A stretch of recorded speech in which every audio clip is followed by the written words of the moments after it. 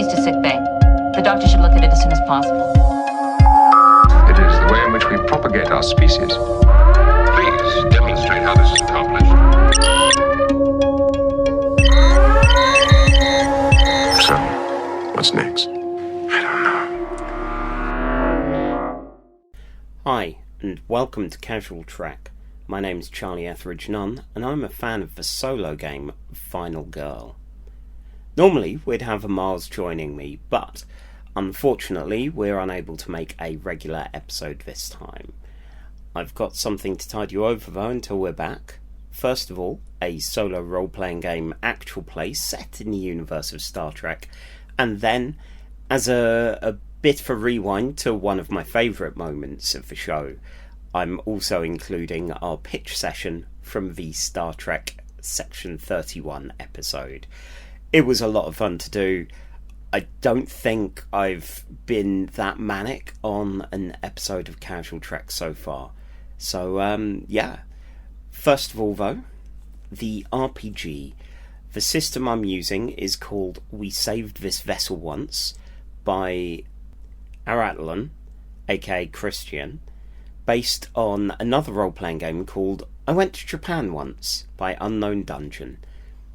I used to record solo RPG actual play episodes back in the Who Dares Rolls Playing With Ourselves show, and may return to it for another season one day.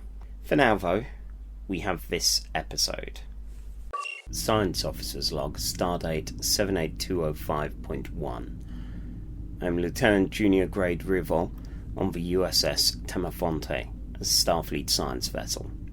Councillor Douglas suggested I start this log as a way of recording my achievements and decompressing after a mission. I understand the intent. Even though on Romulus such logs were often thought of as easy targets for blackmail. I'm trying to be better than that. I am, after all, the 4th or 5th Romulan in Starfleet. Not entirely sure what happened to Elnor, the first of them. Records just say, died in an alternate universe, which is not as informative as I would have hoped. I graduated just before Frontier Day, so instead of partying and celebrating, I was possessed by the Borg. Luckily, some old people came out of retirement, used an equally old flagship, and stopped them. It was already difficult to be recognised as more than just a Romulan, and now to be recognised as more than just someone possessed by a Borg, it's also a bit of a problem. We're currently mapping areas near Romulus, which spent the last few years reeling from a planet-destroying disaster. That sounds too formal, frankly. It was my home. My family's farm was on there. We don't have anyone to get angry about. Our planet's just gone. The disaster's still happening, in a way. There are still some subspace tears, which have only worsened over time. Romulan High Command, what's left of it anyway, will look favourably on any relief efforts. And as an astrophysics expert and a Romulan, this could finally be my time to shine. Rivel's Log, Stardate 78210.2. I'm an expert at astrophysics. I see no need to be shy about that. What I'm not an expert in, however, is piloting a shuttlecraft. And since Sanders was offered up to pilot the Lundy, and hopefully it won't be our grave. What? What's that? Okay. I think it's alright now. I'm recording this just on the off chance our bodies end up pulled out of a rift or turned into lizards. Cosmic flares have lit up the rifts. They're perfect for mapping, but only if the shuttle can stop shaking. Rivel's Log, Supplemental. I'm currently in Transporter Room B of Temefonte. I'm awaiting medical assistance. I'm mainly doing this as a way of keeping my composure and being a positive voice for Ensign Sanders to hear. A rift ignited right in front of our shuttle and sent us into a spin. Consoles exploding, fires breaking out inside. It was horrific. We just about beamed out, but the field it had to be widened, so we took a chunk of the console with us. Transporter chief's unconscious. Zanz's eyes need bandaging. I've done what I can, but I'm an astrophysicist, not a doctor.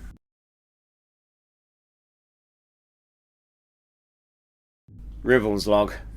Stardate 78211.8, I think. Ensign Sands and Chief Wallace are in sickbay. I took the time while the doctor was seeing to my burns to go over my notes. I think the two rifts collided. That means they're growing. I've gone rogue, much as anyone can on a Federation science vessel. I need to head for plasma relay, check my findings, see if I'm right. Hopefully, if I am, this log will serve as justification of my actions. Rivel's log, stardate 78212.3. I've done it. Not mapping of the rifts, there's not really much left to map, as it turns out. You might hear sounds. I'm in engineering. We've loaded up a probe with some spare plasma vents from shuttles and sent them into the rift. I thought they'd say no, but this is Starfleet and apparently they're into this kind of crazy bullshit. Can we say that on a log? I guess so. Anyway, the probe managed to burn out the rift, but it was touch and go. The Temefonte shook incredibly. Despite our artificial gravity, according to the captain, it's a common occurrence. I'm going to have to prepare myself for this kind of thing. Maybe recommend putting some handles somewhere to stop from being thrown about. Anyway, speaking of the captain, I was told to report to Captain Starkings and explain the situation. Maybe work on a solution that won't burn out all of our probes. Even if I get told off about all the collateral damage, at least this will finally help get my name out there. You can find We Saved This Vessel Once on citykey.itch.io. It was by Ratlin, aka Christian. And next, we have an excerpt from the Casual Trek episode on Star Trek: Section 31, the current and reigning bottom of our list of best to worst Star Trek pieces of media. Enjoy. Before watching this movie, Mars set us all a challenge. And that challenge was to come up with our own alternate pitches for Section 31. And specifically, I think we all chose to write our pitches before seeing the wonder that is Section 31 and therefore having it intrude on what we wanted. This was to involve Section 31, which, frankly, the film didn't really feel like it did. Not really as far as asking any of the questions or covering what is a Section 31, why is a Section 31 or anything. And also Michelle Yeoh would be there, because, you know, who doesn't want to use Michelle Yeoh in something? So, we have four of us, each with our own pitches. Who wishes to go first? I feel like since I was the one who set the challenge, I should go first. Oh, good. And afterwards, should we all say whether or not this film is approved or rejected? As, you know, green light it or not? Sure, why not? Okay. All right. Section 31. Good men die first. Section 31 is a secret organization tasked with ensuring the protection and survival of the Federation, doing the things the Federation could be seen as complicit in when tasked with factoring in its own safety. Section 31 is also a Black Ops wing of the Starfleet. Its true function is as a way to safely contain and control those in Federation society and Starfleet ranks who could be deemed as dangerous, as misfit, or as people who think and operate in ways antithetical to the entire society. People like Philippa Georgiou, an outcast from a despotic alternate universe where she was its brutal dictator. People like Ston, a Vulcan whose approach to logic sees him willing to undertake some terrible acts for the greater good. People like Carleen Danforth, one of the few human telepaths, derived from advanced alien technology implanted into her brain, allowing her to read, store, and transmit people's entire minds, also giving her the power of perfect recall. We begin with Giorgio seemingly back in the Mirror Universe, in the final stages of leading a revolution against the Terran Empire. This is our big explosive opening sequence. We got fights, some spaceship battles, and Giorgio killing the new Emperor. But just the point where we expect her to dissolve the Empire, Giorgio declares herself Emperor again and has the revolutionaries gunned down where they stand. Computer, off! She's in a primitive holodeck, similar to the one we saw in Inquisition, but very much a far cry from the type we will see in the 90s. This was a test. Again. Giorgio complains that she's tired of being tested again and again without her knowledge. Her Section 31 handler, a man calling himself Oberon Munt, tells Giorgio the truth. She's ultimately untrustworthy. Whatever some advances she may have made in learning to grow as a human are limited and based mostly around Michael Burnham, and that while she has a heart now, she's now the worst kind of monster, a monster with a heart.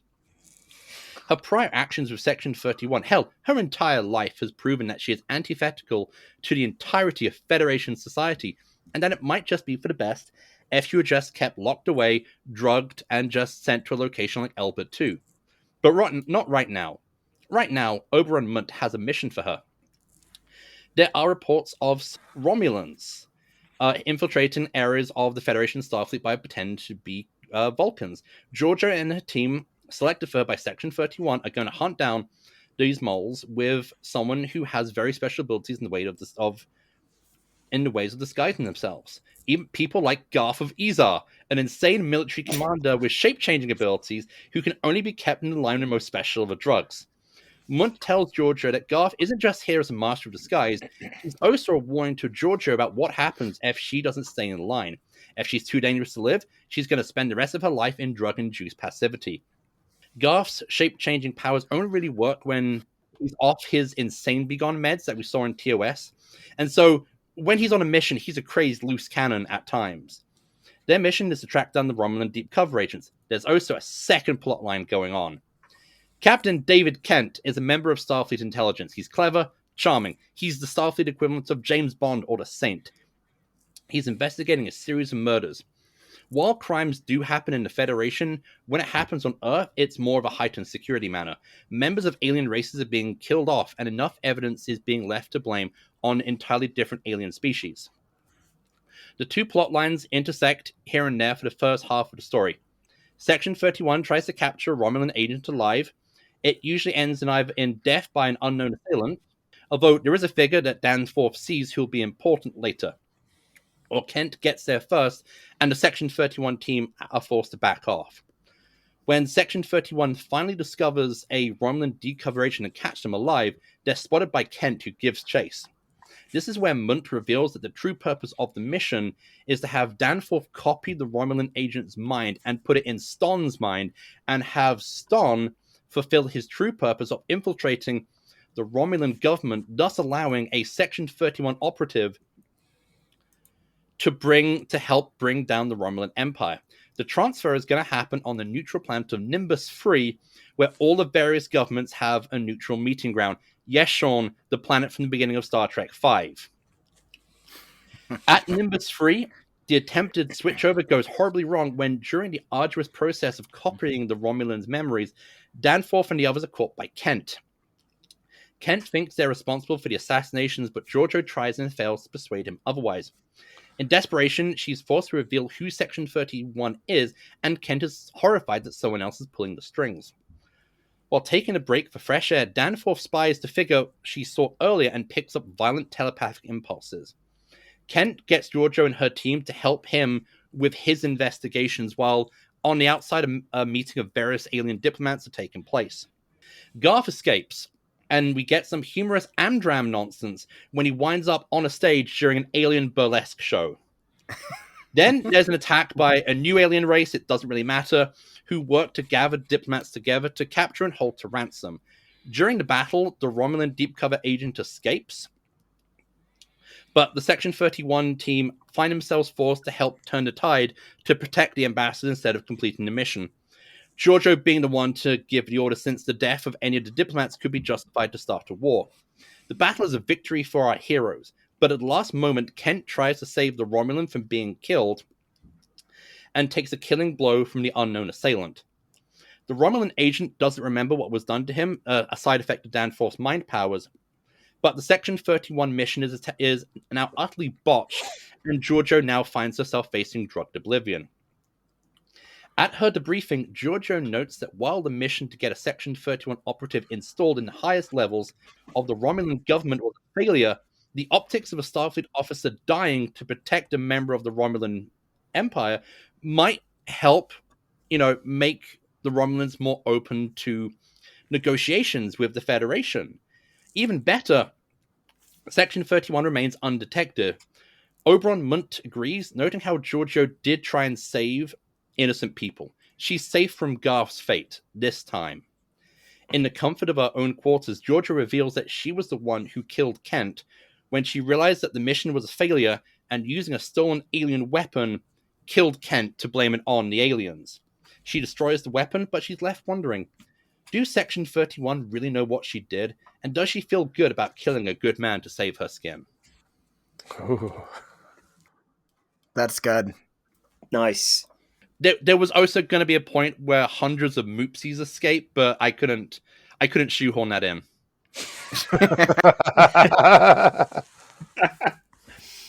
Okay, yeah, I think that's got a green light. It's got some nice moments to it all there, and of course, Garth of Izar obviously needs more use in the Star Trek canon. And Amdram, of course. Well, yeah. I mean, what's more Star Trek than some Amdram? I mean, you had me at Nimbus 3, so. All right. Who is next? Well, I can go if you're. I will admit I don't. Mine's pretty short. I didn't get as much detail. There won't be as many. Easter eggs in mine. But I really like the core concept that I came up with. It came to me while I was doing dishes. So. That's right. I know I didn't intend on running long with mine, but anyone that's listened to this will know that overrunning is our style.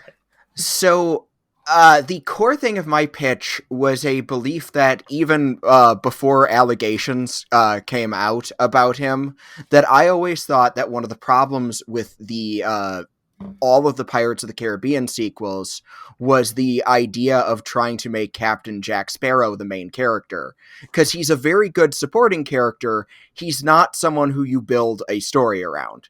And under that assumption, I decided Philippa Georgiou is better in that sort of a role, and to take the character of Rachel Garrett and make her the central focus of the story.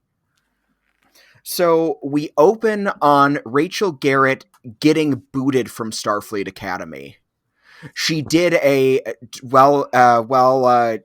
before she could graduate, but after getting a lot of her skills, she and some classmates got into a prank that went totally out of hand. Someone might have died, didn't really think up the full details there, and she is washed out. She is not going to ever be part of Starfleet, or so she was told. Heartbroken that her future that she worked so hard for is now gone, she reaches out to a family member, an uncle who is a politician within the Federation.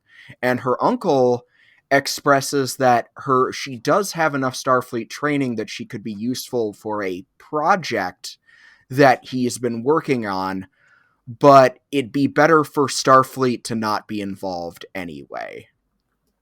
So, young Rachel Garrett is transferred to a ship. It looks like a Starfleet ship, vaguely, at least some of the design language is there, but it doesn't have the livery, it doesn't have the logos on it. She finds out that it's called the Matahari, and when she meets the captain of the ship, the audience recognizes her as Philippa Georgiou. But she's not introduced as such. She's going under an alias. Is she wearing shades and calling herself Quattro Pagina? No. I'm not that bad. So, Garrett finds out that the crew of the Matahari are working on trying to take down a group called the Sons of Kalis. The Sons of Kalis are, as far as Garrett understands, a Klingon extremist group who are getting in the way of some Federation negotiations with the Klingons. And as they go out, we have some action sequences. We have some dealing with the Sons of Kalis directly. But as we get into some of these action sequences, you also have Giorgio forming a bit of a bond with Garrett, seeing that she kind of misses being the mother bird to a young person who she can mold in her image. And as the story progresses, Giorgio eventually reveals that she is Giorgio, but only to Rachel Garrett. And things come to a head. They find out where the leaders of the Sons of Kalis are going to be meeting, and they plan a strike against them. The clandestine group, the not technically Federation, Section 31, is successful. They take out the Sons of Kalis, they take out their leader, and eventually, as things are wrapping up, after they've done some very dirty deeds, Garrett takes a minute to talk to Giorgio about how she even came back and why so much blood needed to be shed. And Giorgio shrugs it off and says, well, I'm not sure why they thought it needed to be shed. I'm working for different people. Let's just say that I have a project, and in order for time to move the way it's supposed to, I needed you to do some things for me. And with that, and before Rachel can ask her more information, they're in a shuttlecraft. They go down to a planet. Giorgio gets out, tells Garrett to take care of herself, and walks toward a mysterious circular obelisk, and in a flash of light is gone. Garrett finally gets to report back to her uncle, and her uncle spills the beans in a way that she wasn't expecting. The Sons of Kalis were hardly Klingon extremists. They were Klingon nationalists who wanted to keep Kronos having some form of autonomy, and the Federation didn't care for the kind of autonomy that the Sons of Kalis were fighting for, because it would get in the way of their negotiations, and the Federation wouldn't come out on top. Mm-hmm. Garrett is told that she can return to Starfleet Academy in time to graduate, but in the back of her head, she knows that to get back in, she did a lot of dirty deeds and hurt a lot of people, all for someone else's negotiating table. And the guilt of what she did to cripple the Klingon Empire eats at her as she gets her diploma and graduates Starfleet Academy. Damn. Nice. And so hear me out. I wanted it to also inform yesterday's Enterprise, so that the guilt of what she did to get her to even graduate from the academy motivates her to side with the Klingons and sacrifice the Enterprise C. Oh, so it will also go. It would also go back to inform and make that movie, to make that classic episode just a little bit stronger. My word, actually having a reason for Rachel Garrett to be there. Yeah. Man, revolutionary. My ties, yesterday's Enterprise, are much sillier. Okay, cool. Okay, so yep, I am on board. Accepted. All right, excellent. I'm glad you guys liked it. I'm watching that one. That's good. All right, it sounds like I volunteered to go next. Yep. All right.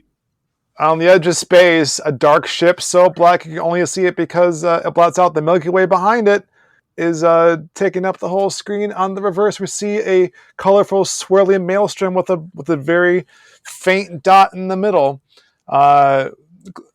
Just close up on the mouse so we can't see it. The captain orders a weapons lock on the dark blot. And the view screen begins to resemble the outline of a man. The ship's audio sensors crackle to life, and a booming voice demands to know, why are you here? Directly behind the figure in front of the swirling maelstrom, he turns toward the starship behind him. No spacesuit. It's Gary Mitchell floating in space. We can make out his features as the track beam attempts to hold on to him, which he swipes away with a wave of his hand. The ship fires on Gary, and he again attempts to hold on to the ship, but he can't. Something's stopping him. All of a sudden, a torpedo splays open like a lotus flower, and rocks fly at Gary Mitchell, dispersing his essence. With his last whisper, he says, "You don't know what you've done." And a hole opens on the edge of the galaxy, and an invasion fleet flies through, destroying the ship as it passes. And before they are blown up, the captain orders a message, not to Starfleet, but to Section 31. I lost my spot. I got too into it. Georgiou. We cut to Georgiou with her new team. Everyone's asking her questions because they all know about Discovery. It's Section 31 after all. So they want to know how she came back. And she lies and says she got bored and hopped off at the earliest convenience because time travel is just not her style. But the message arrives garbled and incomplete, but the implication is obvious. Galactic annihilation is nigh. Lieutenant Rachel Garrett is distraught because that was her mother on that ship. Can you imagine the tragedy of a mother abandoning her child like that? Georgiou thinks of Michael and just says, all too well. So she is called before the Section 31 triumvirate installed after the loss of control. She's being given some awful backwater assignment, but she wants to investigate this distress signal that was sent directly to them. But the triumvirate says, you know that failure means that your existence in this organization is scrubbed, and even if this mission did happen, we would never acknowledge it. So we don't. So request denied. Georgiou reminds them that they saved the galaxy from control once already, and they should show her some more respect, hinting at her other past as well. Denied, of course. Garrett is completely agog, expecting Georgiou to resign and protest, and she's like, and give up all these resources and plausible deniability of my actual mission? No. They give me all that I need. So through some twists and turns, Georgiou creates an unlikely set of allies in the face of galactic threat. Romulans, Klingons, the Ferengi, who find no profit in galactic annihilation. And they run into Spock, who is meeting with Senator Pardek. Completely fortuitous meeting, but he realizes that her presence means that Michael made it safely to the future. And so they exchange a little bit of information about their shared history. So Georgiou assures Spock that his sister thrives. And he also has had an interaction with the Mirror Universe since they last parted ways. So this is a very tenuous relationship, but there is a trust there where she, for one thing, actually tells him the truth about what she experienced in the future and to no one else. But of course, she is horrified at what the Enterprise has done to the Terran Empire in her absence and what it's become without her, and prognosticates that this will never last, of course.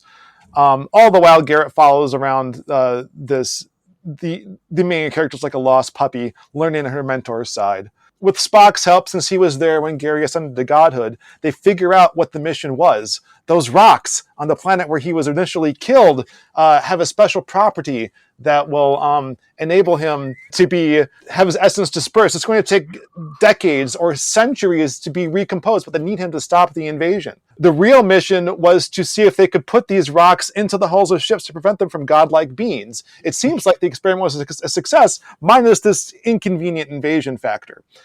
So eventually they make their way out to the edge of the galaxy, reconstitute Gary Mitchell with their help, while the set of diplomatic clandestine organizations go to fight the invading threat. But of course, Section 31 catches up with them when they realize what they're doing, and they say, no, you have to stop this. Georgiou dies in the fight. Garrett cradles her body, and Georgiou lets her know it's okay. It's only fitting that a mother should die before her child. And when it's all over, with Georgiou presumed dead, Garrett dramatically quits Section 31 the way she wished Georgiou had done. But Spock says he may know someone who can help her. So cuts to Admiral McCoy, who was finishing her interview, glancing at a photograph of Spock, who's clearly giving off a sneaky fart in the photo, and says, "You seem like a very enterprising young woman." To which Garrett smiles. Snap to black, Section 31.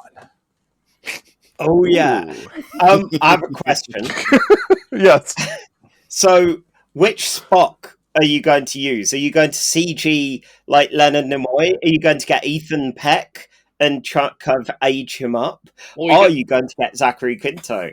Yes. Yeah. So I think they went to Ethan Peck first and he passed. So they went to Zachary Quinto next. But I think he's their last shot because the guy who did the Otoid thing just doesn't have the dramatic chops to pull it off. So. Yeah, Spock wouldn't be able to speak during any of that. It just look kind of ominously. Okay, I like it. I love the use of the ceiling rocks, obviously.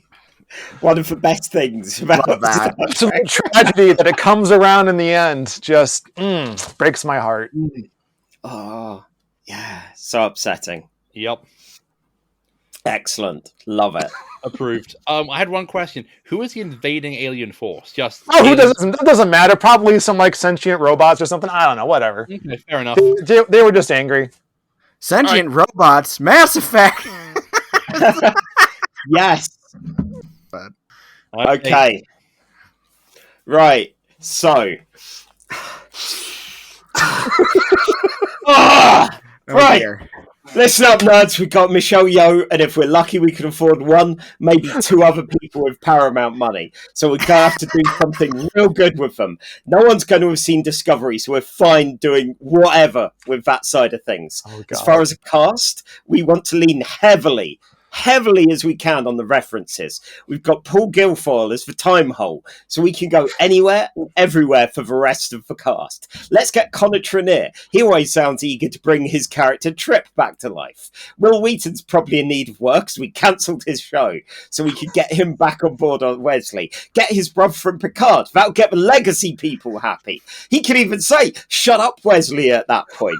You know, like the meme. Finally, we need some sex appeal. So, let's get Jank and Pog from Star Trek Prodigy. I didn't see it. I don't know how it ends, but Mantzoukas is in right now, and people loved it when the cartoon ones came to life in Strange New Worlds. Oh, God. You know what else people love? Fucking time heists. Look at Avengers Endgame. So, we're going to do a time heist. Wesley's working as like number one for Paul Guilfoyle, and the pair mention an above top secret mission that's going to take them all over Federation time and space in order to stop a dangerous maniac who will ruin the reputation of the Federation. So they have to do this under the radar. Section 31 is not just a spy agency, you see.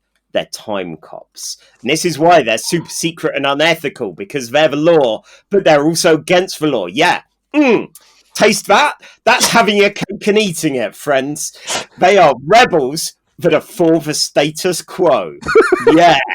So, we get a montage of everyone getting recruited, ideally with some of those on-the-nose needle drops. I'm imagining Sympathy for the Devil for Michelle Yeoh, of course. Fortunate Son for Jack Crusher. Super Freak for Jank and Pog, Spirit in the Sky for Wesley Crusher, maybe Fortunate Son again for Trip, because he's like a good old boy. At some point, I've got a note here just saying, can we get Jank and Pog to say Poggers? Maybe. I don't know, but he'd be real down with the kids if he does that. Anyway, the heist. What are they after? Charlie, yes? You're bleeding from your eyes, but I just feel to say that I feel that the needle drop for Trip should be the theme tune for TV's Dukes of Hazzard. I know, but I was exclusively using music from the original David Ayers Suicide Squad soundtrack. Anyway, this time heist. What are they after? Don't worry about that. We'll wait for the big reveal. What's more important is where they're going. Yeah. What do people like? References. They fucking loved that Tribble episode of DS9, so we can just do that. Literally. Their first target is in the bar, in that Tribble episode of the S9 that's in that Tribble episode of old Star Trek. They see Worf, maybe have Michelle Yeoh go, oh, Klingons look really messed up in my time. Then there's a bar fight. Only we're cutting our cast in getting into it and getting called out on that line by Kirk. Because people loved that. Only now he's doing the same thing again with Sisko and O'Brien, and then the exact same thing again with Jankenpog and Jack Crusher. Afterwards, Michelle Yeoh reveals that while everyone was distracted in the fight, she went behind the bar and took what they needed. How many more of these time heists are there? How many are we going to have to do? Trip asks. 30, of course, Wesley says, as they have 31 targets. Cut! Montage! Yes! Yes! They're stealing the last bottle of Romulan Ale before Romulus blows up. They're on the Enterprise while everyone's hooked on VR games. Make it easy to steal from 10 forward. Wesley sees Robin Leffler and tells her, go easy on Wesley, he's just a little guy. They're running from a giant cat in a spooky castle. Yes, they're in cat's paw. They need to steal from the Eldritch Clangers banquet. Can we fit a cat's reference in there as well? That was popular. They're in Carbon Creek and bumfuck nowhere. Vulcans are hiding on Earth and one of them's bringing back a pie from a diner. They steal it and some weird technology. Trip thinks he sees T'Pol in the corner of his eye. Shakes his head. No, it can't be. They're running for a menagerie, being watched by Pike in his Perspex cage. They're playing music with Grappler Zorn and his jam band on Farpoint Station, all while Michelle Yeoh steals from his office. Picard's sunbathing on Planet Fuck with his sexy statue. Who's next to him sunbathing? You know it's Jankenpog. That collector guy who wanted data, they're going to want to steal a bunch of things from him. If I've lost count, that's how many things they're stealing. Michelle Yeoh now gives William Sadler a knowing nod and swaps out a platter with a scone and jams on it for some gach. Is William Sadler alive? If not, we can get those Unification web movie boys on it. Yeah. They're experts after all. Next, Tom Paris is drinking some Paris Delight coffee in Voyager, celebrating hitting Warp 10. Wesley says to camera, oh, that never works out, and steals the coffee while Paris has an allergic reaction to water. Neelix looks at them knowingly. Put a pin in that. Oh. They're on the bus from Star Trek 4, giving each other a knowing look when Spock does that thing with the punk guy. They're at Chateau Picard. Jack's drinking with JL, and all the others are in the vineyards. This is where we get some bad guys, because we do need some bad guys, I've just realised. There's a big fight in the vineyard. Phasers, sprinklers going off. Get Michelle Yeoh kicking ass, like she likes to do. Trip engineers a vineyard robot. They escape with a few bottles, and Trip says, oh no, it tastes like piss. They're on Voyager and steal some Nimian sea salt from Neelix. He notices and is talked to by some bad guys. We need a named one, so we'll say Bob. He's played by, I don't know, Wentworth Miller. Prison Break from Prison Break and Captain Cold.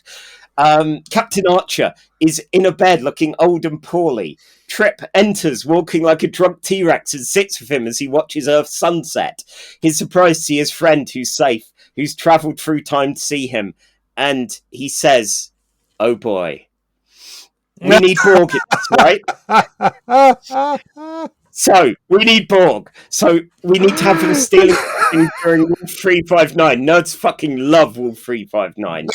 We need a longer sequence where they're in the Enterprise's bar during the musical episode of Strange New Worlds, because people fucking love musical things. Oh, that episode, Wicked, Cats, I'm sure there are others. People also love Klingons, so we're going to go to the Klingon homeworld. One of the scenes where Gowron's really hamming it up on stage. Prison Break fights Jack Crusher, and they get noticed by the Klingons, but it's okay because they're fighting. But Prison Break runs away before they can stop him. We go into Star Trek 6 with the blood and the anti-gravity. That was cool. We can have a fight going on while people are floating. I've got some notes from production. Is there a mobile game of Star Trek at the moment? We can do some synergy with one of the heists. Maybe sink some of those whales by having them steal like a sample of whatever the currency is there. Oh my god. Prison Break's arrived on DS9 just as Klingons invade, and he steals from Sisko's office before our cast can get what he's after, because they're too busy fighting the Klingons as well. Some more Borg. Of course, maybe during Picard, all of the young people were possessed by Borg, which is bad, but a perfect opportunity to steal things. The bad guys are back again, and maybe Jack Crusher can look at himself from Picard season 3 and go, oh, this was all a bit bad, wasn't it? There's a chase going on between Khan and Spock on like flying cars, and Michelle Yeoh and Jack Crusher chase after him, trying to steal something from Khan's fancy coat that he's wearing, just trying to grab into his pockets while they're punching each other. We're in Discovery, and there's that bad AI who took over Section 31. Wesley mentions this isn't our organization's best moment. Also, AI is really good, even if this is bad, because we have to say that, because we're going to be using AI to mask most of these cameos. We've got to do what we can, guys. Next, they're stealing soup from the Romulan place where Data and Picard were in unification. They ran off before finishing theirs, so it's a perfect opportunity. Wesley's in the Enterprise D-Ready room when he sees himself being made into an adult by Q. He looks at his own schlubby Will Wheaton body and at the weird, jarring hunk version of himself and shakes his head. Michelle Yeoh's running through that giant Death Star Federation ship from Into Darkness, fighting whatever was there. Was it Khan's people? I don't know. Also, Prison Break's goons are there, because they've not been there for a few heists.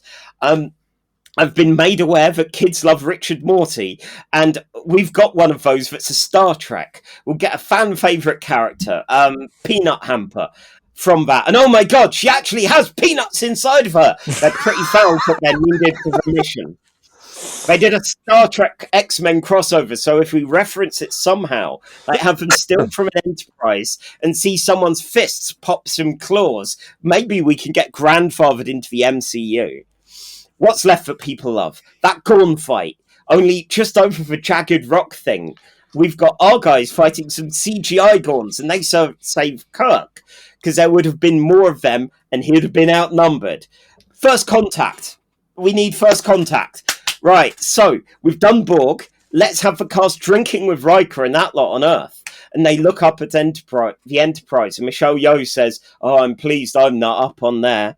We're on Voyager's holodeck cocktail bar. The group are dancing with Neelix and the hologram babes. They've got to steal a holographic cocktail, only, oh no! Neelix gets a cocktail umbrella and stabs Trip with it. Yes! Big reveal! Neelix is the mastermind. He's seen Federation technology. He's upset his child bride can't come back from the dead. He hates replicated food. He's trying to make the most obscene meal ever, to go back to the founding of the Federation and break them apart. And that's why Section 31 needs to steal all the ingredients before he can. Yes, the 31 ingredients. A fight ensues, and it's the holodeck, so we're doing this all through green screen and non-union CGI guys anyway. So we'll flash through every single Enterprise, even the cartoon one if we can. Neelix is not a good fighter, but do you know who is? It's Prison Break, his back. Jack and Wesley end up crushing him and give a respectful nod to each other. Truly, they are brothers now. It looks like it might be too late, though. Neelix runs through time to a Federation dinner on the first night of the Federation. He shoves aside the other chefs, and even though he's not got all the ingredients, he reckons he can make it work. He monologues to the other cooks about his master plan, that he got away from Section 31 only. They're right behind me, aren't they? Yes, they are, Neelix. Sure enough, they pull off chef's hats, and they're all of our team. Jankum says something sassy, and then Michelle Yeoh does a kick, kicks Neelix in the face. He falls over. We get one last musical number as they cook the best meal they can to impress the heads of the newly formed Federation. During all of this, William Sadler explains to us that, you see, Section 1 wasn't even a black ops evil department anyway. They've got Starfleet intelligence for that. They've got internal affairs for that. And they're a utopia. They were here to fix this problem specifically. And even though they got up to some shady things, got possessed by an evil AI that one time, they're ultimately benevolent. And then they all cheers. Freeze frame. The end. Only Neelix has vanished. So maybe a sequel. And there you go. I've done it. I've made a Star Trek no one can get mad at.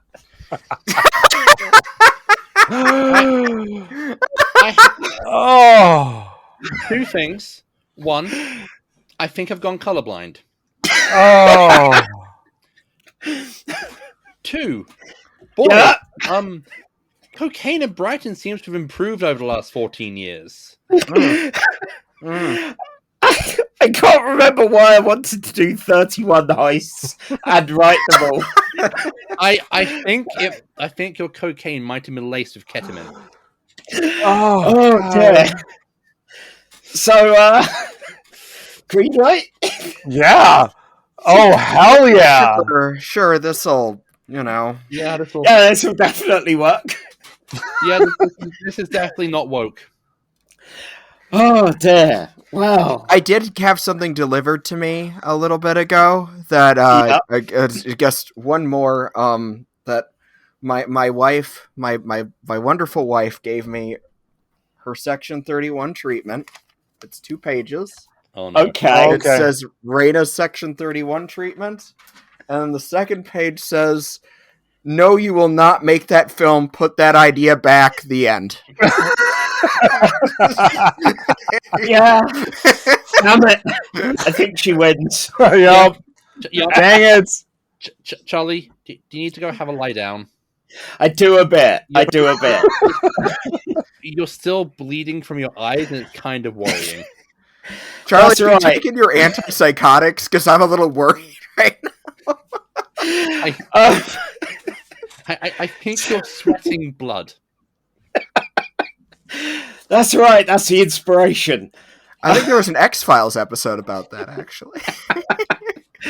So, yeah, before I go and have a lie down, first of all, Sean, did you have the timings on who was the best, who was the fastest, and who was the slowest at recapping? Yeah, I do. So we all sinned against the timing gods. Okay. We'll go in reverse order. Last place, even accounting for the interruption, was Sally with 3 minutes and 53 seconds. Curses! And then next up is Charlie with 3:42. All right, and then the next 2 are very close. It may even be closer because I might have taken a little too long to hit the lap on mine. But we got 2:41 and 2:38 for Miles and me, respectively. So, can you trust the guy who had the timer? Who knows? I am a Miles accused you of wanting to buy a Cybertruck. I feel like you can fudge this one in your favor. That's right. Yeah, that's fair. That's fair. Yeah, so normally we announce what we're doing next time, and Miles had the bright idea of saying that we made you to watch this film, and as such, you can decide what our next topic is going to be. Oh dear. Be kind, please. Be kind, rewind. All right, we gotta put our thinking hats on here. I don't know. I had some ideas from when I was going to be on that we didn't do. I should look at plumb the depths of that one. Yeah, I wish I would have known going in. I would have had something prepared. Well, tell you what we can do. Trek Star. We can give you a couple of days, and then we can either keep it a surprise for the next episode, or edit it in editing.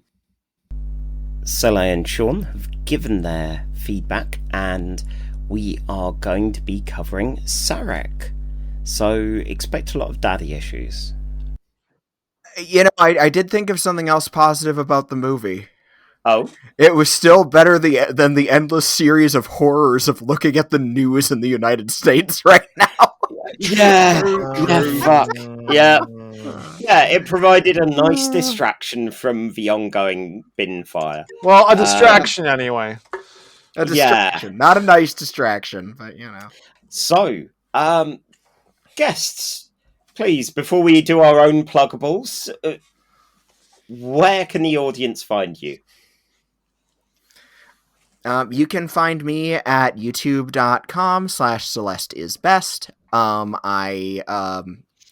I'm currently in the process of making a lot more stuff about Gundam, because apparently that's where the numbers are, including a project that I'm working on with Miles. Ooh. And then if you want to see me violently fluctuate between opinions on nerddom and anime, trans joy, and just existential horror at the political climate that we exist in, you can find me on Blue Sky, also at Celeste is Best. Right on. So you can find me on YouTube at Famicom Dojo, Blue Sky at Famicom Dojo, Threads for now at Famicom Dojo. I think we've been posting things to other meta stuff like Instagram. We'll see how long that lasts. We'll see. Yeah. But we've recorded some new stuff. We had our new podcast too that should be coming out in relatively short order. Celeste and I have also been talking about doing some Mega Man 3 stuff for a live stream. And I think by the time that this podcast comes out, we should have a new scripted video. Excellent. Dojo channel. So we also still need to talk about doing Starship Titanic. Yeah, Miles and I are doing Starship Titanic at some point. I need to get a copy of that first, but yes, we are doing that thing. Cool. So, as for Miles and myself, you can find us collectively as Casual Trek on Ko-fi.com/Casual Trek if you want to throw us a few bars of gold pressed latinum and suggest an episode to wield the power and horror that these two here are currently wielding over us. You too can do it for, frankly, anything. For us, literally any money. We're not fussy. It's like capitalism. Exactly. We are also on Blue Sky as casualtrek.bsky.social, and I am currently looking into potential movement of doing a Patreon, so keep your eyes on that. Ooh. Also, recently I have found the password for the Casual Trek YouTube account, so we are now on YouTube finally, as a podcast if you want to watch us in audio form, and Amazon Music, which Amazon, but we're spreading like some horrendous plague. Mars, where can the good folks find you? They can find me on Reid-Lobatto.wordpress.com, my blog, and they can find me at... Hang on, wait a second. I'm usually good at this.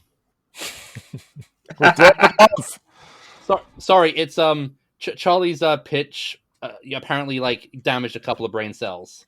I feel like I've been punched. Yeah, that was the intent. I feel like I've been punched in the head by Pixabay. I'm so glad we fell along. Half of us did it serious, one half of us did not take it seriously at all. You can find me on my blog at Reid-Lobatto.wordpress.com, and you can find me on Blue Sky at milesreidlobatto.bsky.social. Cool. You can find me also on Blue Sky at skyshark.bsky.social. Hopefully by the time this comes out, I'll have some things either on my blog at faketales.com or on Who Dares Rolls, which is whodaresrolls.com. As there's Zine Quest coming up and a lot of indie creators that I'd like to shed some light on. Oh god, and Tumblr at Faked Tales, because I keep forgetting that exists, but yeah, it does. Right, so with all that in mind, I can only apologise to Sean and Sally. Miles, you knew what you were getting into. Yeah. And go do a Starfleet, just not a Section 31. Go do a Starfleet, don't buy a Cybertruck. Yes. And keep on spocking in the free world. That one's my catchphrase. Casual Trek is a nerd and tie podcast hosted by Charlie Etheridge-Nunn and in absentia by Miles Reid-Lobatto. You can find my work on faketales.com. You can find his on Reid-Lobatto.wordpress.com.